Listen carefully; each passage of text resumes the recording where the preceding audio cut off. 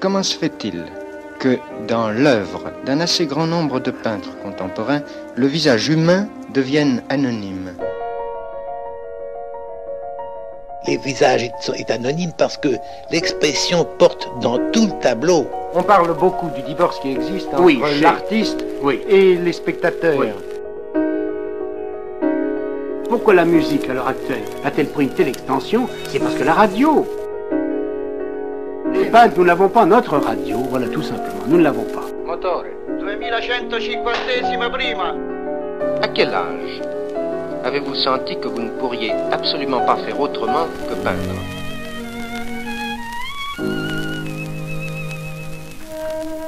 Celle-là, elle est très belle aussi. Tiens, mais Extrêmement important. on peut sortir celui-là. Même si. Merci. Tu la mets sur le bleu. Hein. Tu sais, ces tableaux plus grande, pendant 4 juillet.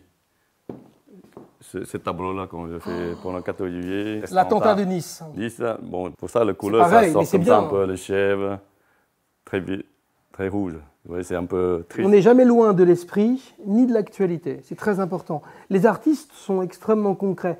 Les artistes rêveurs, ça n'existe pas. Les artistes font semblant d'être des rêveurs, mais les vrais artistes sont des gens très ancrés dans l'actualité. Ce sont des gens hypersensibles. Très sensible, oui. C'est superbe, c'est magnifique ça. Quoi, on ne peut pas dire de plus, on ne peut rien dire de plus, c'est magnifique. Attends, niveau. Moi, j'ai fait les compositions. Voilà, c'est un carré. Tu crées des brillances, c'est pas Oui. mal. Hein. Comme si tu vois au-dessus, là. Tu vois des rochers comme. Ouais, c'est très beau. Tout le coulis. Pour avoir ces effets de fracture, tu utilises et tu travailles entre des maigres et du gras.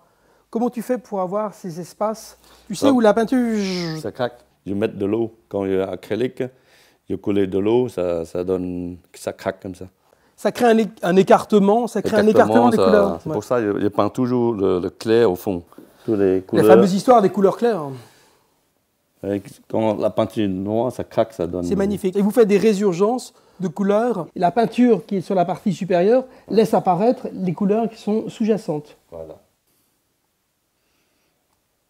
C'est de la belle peinture. Un peu magique comme ça. Il y a tous les C'est espaces. de la très belle peinture. Alors là, il y a du blanc, là, il y a du bleu. Pour moi, un bleu, de l'espoir. La tradition chinoise, c'est la chance. La chance. L'espoir aussi, c'est important. Les rouges, c'est important aussi. Le traditionnel, c'est porte-bonheur. D'accord. Ça, le premier travail comme ça, all over et de dripping, c'est un travail qui a été fait dans les années 40, qui a commencé à la fin des années 30, c'est-à-dire dans les années 38-39. Donc c'est presque une peinture classique, parce que vous créez vraiment des sujets, des polarités visuelles qui permettent d'avoir une vision de la composition avec des axes et avec des points de réflexion et des points d'observation qui sont extrêmement puissants.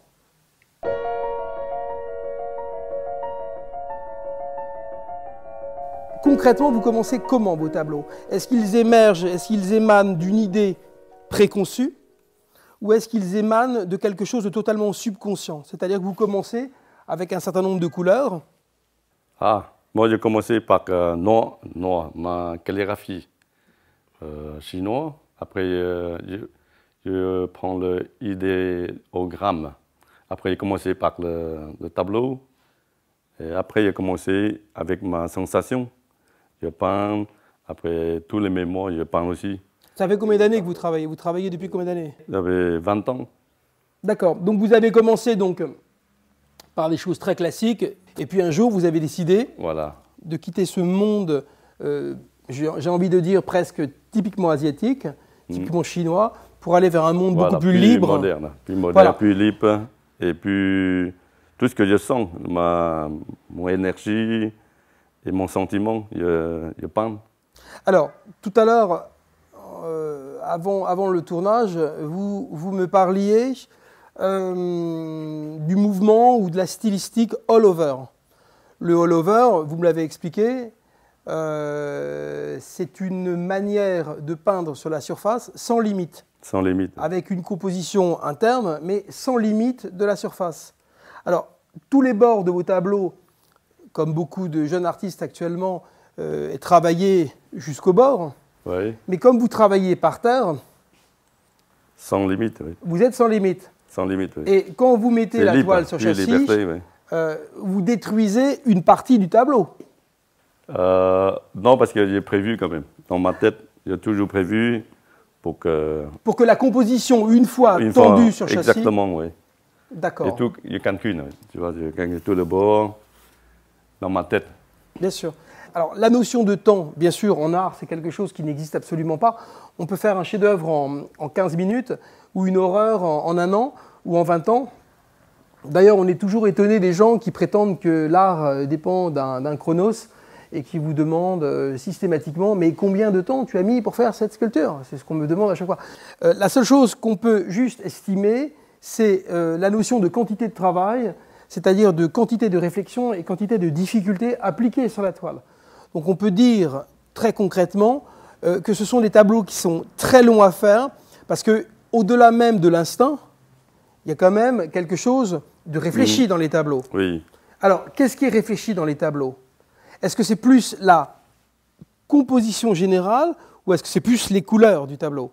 Pour moi, c'est la composition, très important. Un tableau, il faut en profondeur. Déjà, les lumières, ça permet de créer les contrastes. Créer les contrastes, très important aussi.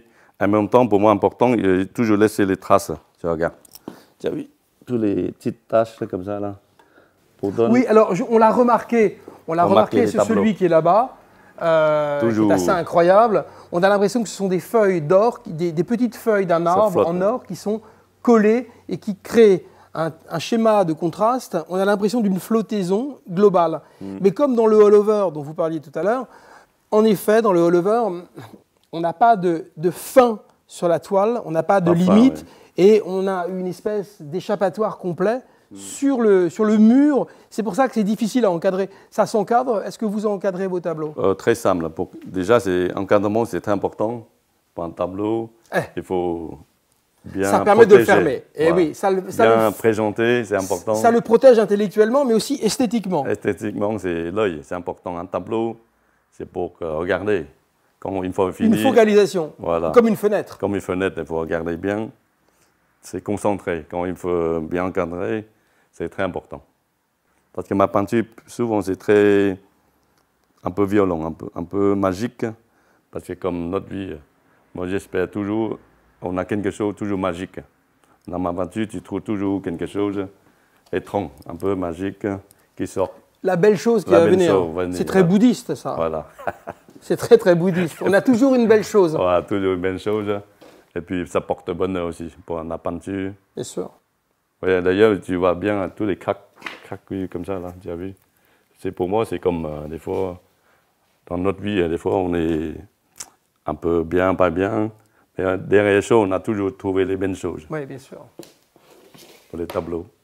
En même temps, j'aime bien partager aussi. Une fois que j'ai créé un tableau, moi, je suis très heureux pour partager avec des collègues. Alors, c'est joli ce que vous avez dit.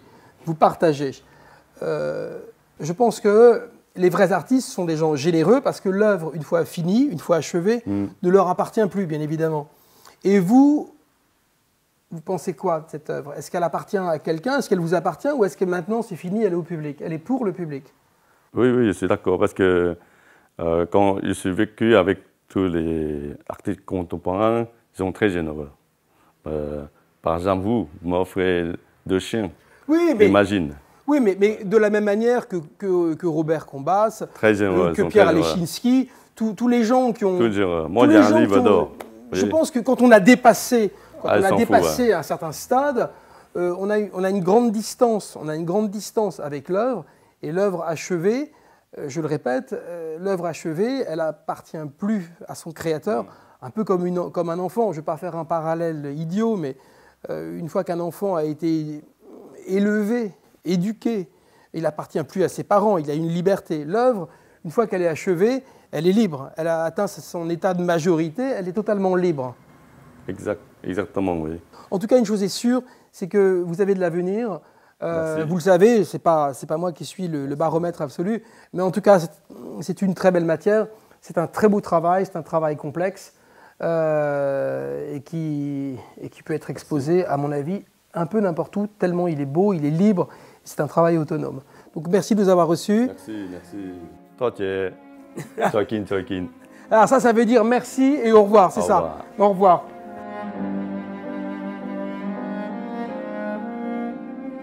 Le travail d'un artiste, ce n'est pas de vendre ses œuvres, mais c'est de faire des œuvres.